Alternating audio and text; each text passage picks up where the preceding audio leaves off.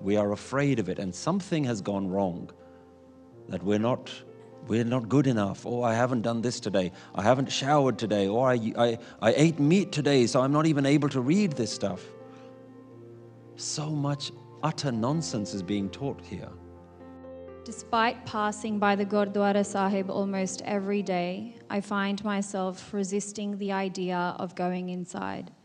This reluctance stems from my discomfort with some of the SANGAT who are regular visitors. I feel my whole reason behind going there is to listen to Gurbani, but most of the times I can't seem to even understand the priest. Could you please provide me with some advice or perspective on how to approach this situation? Most religious institutions are not teaching you this wisdom. You have to then ask yourself, what am I going to do now? The most important thing is that you connect yourself with this wisdom and not with those people who pretend to be the followers of this wisdom. There are many fakes out there. And one day you may realize that I'm also one of those fakes. Don't connect with me. Don't get stuck to me. Don't get affiliated. Oh, I don't listen to those guys, I listen to this. No. There is a wisdom that is above all of this. Go straight to the source. And one of the things that most of us are too afraid to do, especially within the Sikh tradition, is just read Gurbani. Just read the wisdom. Just study the wisdom. We have become afraid of it, so much so that we wrap it in golden cloth and we bow down to it, but we never open it and read it. We are afraid of it, and something has gone wrong, that we're not good enough. Oh, I haven't done this today. I haven't showered today. Or I ate meat today, so I'm not even able to read this stuff. So much utter nonsense is being taught here. I was once sitting in a restaurant, and my wife and I were sitting there, and the lady serving says, "Can I ask you a question?" She said, "I eat meat. Am I allowed to read this wisdom? Am I allowed to do the daily prayers?" And I was so saddened that she walked around for such a long time, this waitress, thinking that she couldn't even access this wisdom. And I said, please stop worrying about what you eat. Start reading the wisdom. Start accessing the wisdom. Start doing it on a daily basis. Then however you want to change your lifestyle, that'll come afterwards. But we've created these massive barriers. So I want every single one of you to go right back to the source and take out all the middlemen. And that means not aligning yourself with any of these groups that are out there. No religious groups. None of them are right. Only the wisdom is right. Go back to the original wisdom. Go back to the source.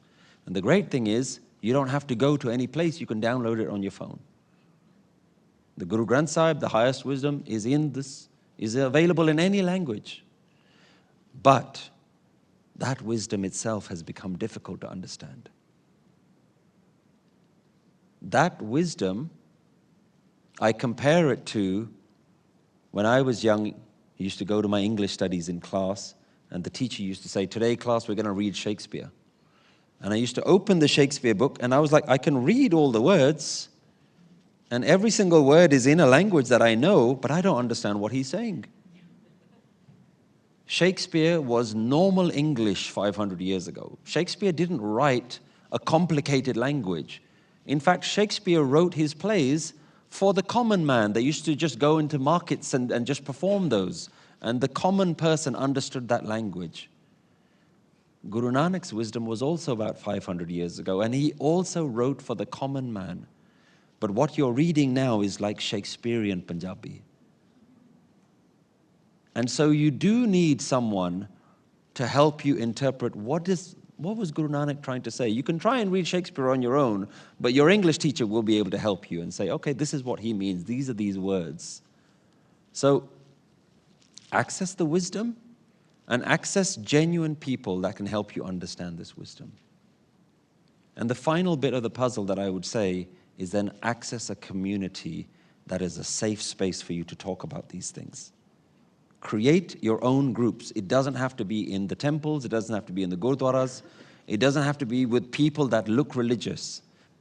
I'm not saying this to be controversial. I'm saying this because I've had to make the difficult decision to move away from lots of other people who have said that they've been religious, but when they open their mouth, what comes out of their mouth is not the same as what my guru teaches. And most people are not willing to go directly to the source. They want the quick, easy shortcut. So they just say, well, that's what these people are saying. They say that you're not supposed to eat this, so I'll just stop eating this. They say you're supposed to do this, so I'll just stop doing this. Go back to the source. What's the source saying? And you will find some difficult truths. The source is saying something different to what a lot of these groups and religious institutions are doing. I'm not aligning you with one religion or the other. I don't care what religion you belong to. Go back to the source. Go back to the higher truth. But that's hard because you then have to go and start reading Shakespeare. Right? So be willing to do that much effort. Go back to learn the original wisdom, and you can do it no matter who you are. No matter what you've eaten today, no matter whether you went and colored your hair or cut your hair or did this or did that, no matter what clothes you're wearing, no matter what time of day it is, you can open that wisdom and you can have a direct conversation with that wisdom. And if you don't understand it, surround yourself with other people that can help you understand it. That's the honest truth.